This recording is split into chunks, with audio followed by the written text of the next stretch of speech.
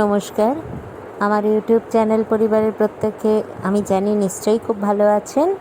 আজকে আমি দিম্মাবুড়িকে নিয়ে যাচ্ছি বাজারে। আজকে ভেবেছি ফিশ রেজালা বানাবো। এটা আমি কোনো দিন তৈরি করিনি, জানি না কেমন হবে, কিভাবে করতে পারবো।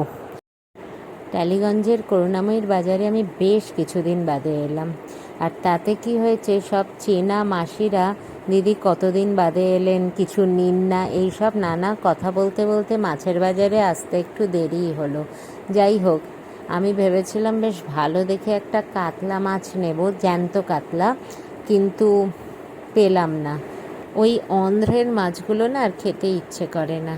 অন্য মাছ যদিও কিছু কিছু নিয়েছি, কিন্তু যেটার জন্যে আসা সেটাই পেলাম না এখানে মনোমতো। আর সারা বাজার ছেয়ে গেছে ইলিশে। যদিও জানেন তো, ইলিশগুলো দেখে বেশ লোভ হচ্ছিল। মনে হচ্ছিল যে না, আজকে যে ভাবলাম ফিশ রেজালা করব, সেটা না করে ইলিশ মাছ নিয়ে চলে যাই। তারপর ভাবলাম না, যেটা ভেবেছি সেটাই করব। যেটা কিনতে গেছিলাম সেটা তো কেনা হলো না। এদিক ওদিক আরও কিছু নানা জিনিস কিনে বাড়ি এলাম। এসে আমার এক চেনা মাছ বিক্রেতাকে ফোন করলাম, সে এসে আমাকে মাছ দিয়ে গেল, মানে কাতলা মাছ। এরাই আমাকে মাঝে মাঝে বাঁচিয়ে রাখে। আর আজকে মেঘনা চাইতে জল আমার ভাগ্য দিয়ে এসে গেছে। এরা দুজনে হচ্ছে আমার জীবনের অবিচ্ছেদ্য অংশ। আর একজন আছে শিল্পা, সে আজকে নেই, সে মাঝে মাঝে আসে। সে হচ্ছে আমার বিপত্তারণ মধুসূদন। এই হচ্ছে চেনা লোকের সুবিধা। ঠিক যেরকম পিস করতে বলেছিলাম সেই রকমই পিস করেছে। কড়াইতে আমি তেল গরম করতে বসিয়ে দিয়েছি। ততক্ষণ মাছগুলোকে ধুয়ে নুন মাখিয়ে নিই। এটাই কিন্তু হলুদ মাখাবো না। কাতলা মাছের অর্ধেক মাথার তেলটাও আমাকে দিয়ে দিয়েছে, সেটা আমি সরিয়ে রেখে দিয়েছি। কাতলা মাছ যেহেতু বেশ মোটা চর্বিযুক্ত মাছ হয়, নুনটা মাখানোর জন্যে না, বা হলুদ যখন মাখাবেন অবশ্য হলুদও বেশ ভালোভাবে এক একটা মাছকে ধরে ধরে মাখাতে হয়। কড়াইতে তেল কিন্তু গরম হয়ে গেছে, এবার মাছ এক এক করে ছাড়বার পালা। মাছ ভাজতে ভাজতে আমি ভাবছিলাম, জানেন, যে আমি এত কিছু রান্না করি, চিকেন রেজালাও রেঁধেছি, কেন ফিশ রেজালা আমি আগে ট্রাই করিনি, কি জানি কেন করিনি। আচ্ছা, এবার একটু আমরা মশলার দিকে চোখ বুলিয়ে নিই।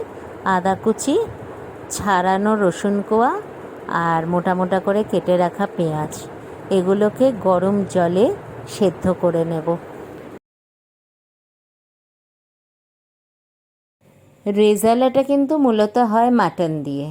এখন আমাদের অর্থের কারণে বলুন, শরীরের কারণে বলুন, অথবা সময়ের কারণে, অথবা স্বাদের কারণে আমরা চিকেন, এগ, ফিশ, পনির সবেরই রেজালা করি। মূল রেজালার রেসিপিতে অবশ্য আরও অনেক জিনিস লাগে। তার প্রধান একটা জিনিস হচ্ছে কেওড়ার জল, যেটা আমরা এখানে দিইনি। অবশ্য আপনারা ইচ্ছে করলে কিন্তু দিতে পারেন। তেজপাতা, লবঙ্গ, গোলমরিচ, দারচিনি, আপনার জয়িত্রী, ছোটো এলাচ, স্টার অ্যানাইস, শুকনো লঙ্কা। আর একটা জিনিস নিয়েছি কাজু বাদাম, ওটা কিন্তু লাগবেই। দইটাকে আমি ফেটিয়ে রেখে দিচ্ছি। আর একটা জিনিসও ইচ্ছে করলে দিতে পারেন, পোস্ত বাটা। সসপ্যানে গরম জল করে নিয়েছি, এর মধ্যে পেঁয়াজ, গোটা রসুন, আদা কুচি, এগুলোকে একে একে ছেড়ে দেব। মিনিট 5-7 ফুটতে দেব। এই পেঁয়াজ, আদা, রসুন সেদ্ধর জলটা কিন্তু ফেলে দেবেন না, এই জলটা রেখে দেবেন, এটা পরবর্তী সময়ে কাজে লাগবে। পেঁয়াজ, আদা, রসুন সেদ্ধ হয়ে গেছে, এবার নামিয়ে জল ঝরিয়ে নেব। মাছগুলোকে এখানে ভেজে রেখে দিয়েছি। একেবারে সব গুছিয়ে নিয়ে তারপরে কড়াইতে তেল গরম করতে দেব।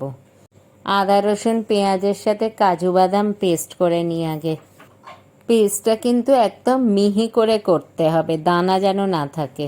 কড়াইতে তেল গরম হয়ে গেছে, এবার মশলাগুলো একে একে ছাড়বো। রান্নার এই পর্যায়ে কিন্তু আঁচটাকে একদম কমিয়ে দিতে হবে, না হলে কিন্তু পুড়ে যাওয়ার সম্ভাবনা, আর পুড়ে গেলে রান্নাটা পুরো বিস্বাদ হয়ে যাবে। একে একে গোটা মশলাগুলো ছেড়ে ক্রমাগত খুন্তি দিয়ে নাড়তে হবে, যাতে মশলাগুলো পুড়ে না যায় বা বেশি ধরে না যায়। এবার আস্তে আস্তে সব মশলাগুলোর সুগন্ধ বার হতে শুরু করেছে।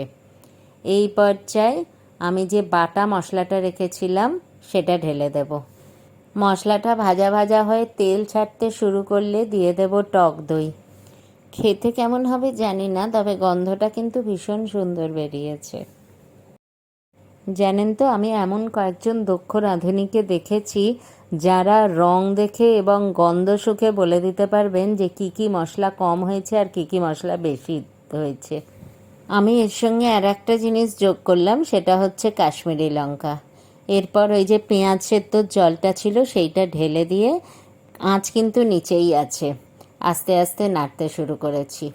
এই সময় দিয়ে দেব স্বাদ মতো নুন। এরপর আগের থেকে করে রাখা উষম উষম গরম জল ঢেলে দিয়েছি। তারপর একে একে মাছগুলো ছাড়তে শুরু করব। মাছগুলো ছাড়বার পর ঝোলটা যখন একটু একটু করে ফুটতে শুরু করবে তখন দিয়ে দেব কয়েকটা কাঁচা লঙ্কা। এবার সেটা গোটাও দিতে পারেন, অল্প চিড়েও দিতে পারেন। মশলা কষানোটা আপনারা পুরো ঘি দিয়েও করতে পারেন অথবা সাদা তেল দিয়েও করতে পারেন। যারা সাদা তেল দিয়ে করবেন তারা এই পর্যায়ে 1 চামচ ঘি দিয়ে দেবেন। ঘি না দিলে স্বাদ কিন্তু হবে না। মাছ সুসিদ্ধ হয়ে গেছে, এবার নামিয়ে খেতে দেবার পালা।